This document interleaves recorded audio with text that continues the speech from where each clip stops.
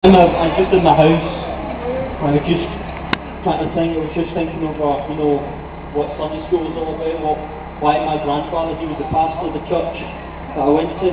Why did he preach on a Sunday? Why did I go to church? Why did I go to Sunday school? Why did I go to Bible class? Why did the teachers tell me all these stories out of the Bible? And I was just asking myself these questions, and my mother told me to phone up my grandfather and just to talk to him and ask him these things. So that's what I did. I got on the phone with him and I talked to him, and I started asking the questions, and he answered them. He just told me how God came to this earth a long time ago, and he came to this earth for one purpose, and that was to save men and women. And a boy like myself, I mean, as I said, I was 9 years old, so I couldn't really understand too much. I was only 9, so it wasn't too much to understand. But nevertheless, I believe at that point, a faith sparked in me. I believe at that point, I started to believe in God and that Christ had died for my sins. And as I said, I'm 9 years old, couldn't understand too much, but nevertheless, I had faith, very simple faith, but nevertheless, still faith. So from that day, I started to go to church. No longer just, to go to church and listen to my teacher tell me a story, or to go to church and listen to my grandfather preach a sermon. I went to church from that day on to go out there and to praise God and to pray to God and to ask God to forgive my sins. And that's what I did right up until I come up to my life and probably about 13 years old. My grandfather, who I loved very, very much and who I admired greatly, came down with cancer. And to me, it didn't bother me too much, because not for 1 second did I ever believe that my grandfather was ever going to die. The people in the church started to pray very earnestly for him, really desperately trying to get him to be healed through God's power and through the doctors. And they were all, they were really shook up by the fact that my grandfather had come down with cancer. As I said, to me it didn't really bother me, because I never thought for 1 second my grandfather was ever going to die. So I just lived life as normal. I still went to church, did the things that I'd always done since I was 9, went there just to pray to God and to praise God, and that's what I did. I just continued to life as if my grandfather was just as healthy as myself.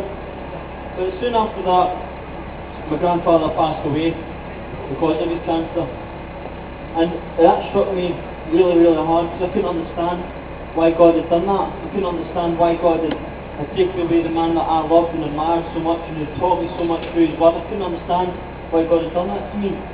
So I started in a way to rebel against God, because I couldn't, as I said, I couldn't get my head around it. So I started to say to God, right, okay, if you want to play like this, if you want to do this to me, if you want to hurt me in this way, then you can forget it. So I still went to church, I still did the things that I'd done always, and I just went there no longer to ask God, to pray to God or to praise Him. I just went to church to have a good time, to talk to my friends, to make the best of it. So later on, I was about 15 years old, I started to get a bit fed up with the way I was living, because church was no longer something I was excited about, it was just something I had to put up with. And I wanted that to change, because I thought, this life is all I know. I've never, went on a Sunday. I've never been not to church. That's where I went. It was my tradition in a way, So I couldn't really live life without church, because that's all I knew. So I started to ask myself, right, what was the point in God taking away my grandfather? What was the point in it? I soon came to a realisation that my grandfather in a way had become a god in my life. I thought he was immortal. Even when he was given that dreaded disease of cancer, I never for 1 second believed he was ever going to pass away. And the way I had begun to admire that man so much, I began to need him so much. I never thought he was ever going to go away from me. I didn't think he was ever going to leave me. And sadly, he did pass away. And the reason for his passing was, for my life, I don't know about other people's life, but in my life, it was so that I could come to a realisation that God is there, and I should not put my faith in a man. Although he was a great man and I greatly loved him, nevertheless he was only a man, and eventually, even if he did come down with cancer, he was going to pass away, and I would have had to learn to live without him. And I thank God that I have been able to do that, and it's only by His grace that I've found the strength to go on from that.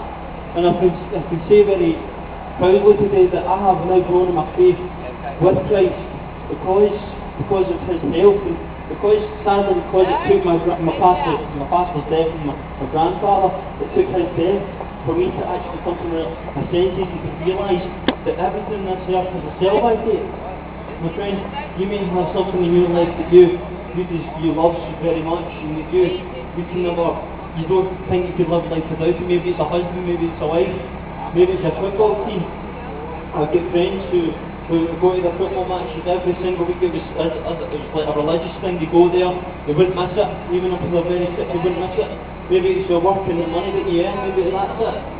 But my friend hasn't said everything has a sell-by date.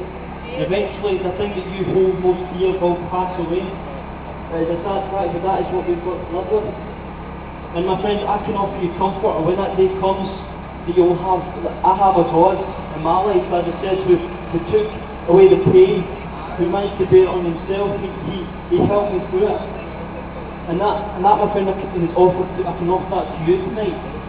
I just pray that when that day does come, when you feel alone and you feel there's nothing left for you in this world, that you may turn to Christ and ask Him to come into your life and to speak to you. My friend, it is a very true thing that God can do that. God can do it, and He will do it for you. So I just hope that the few words I've said might speak to you. Amen.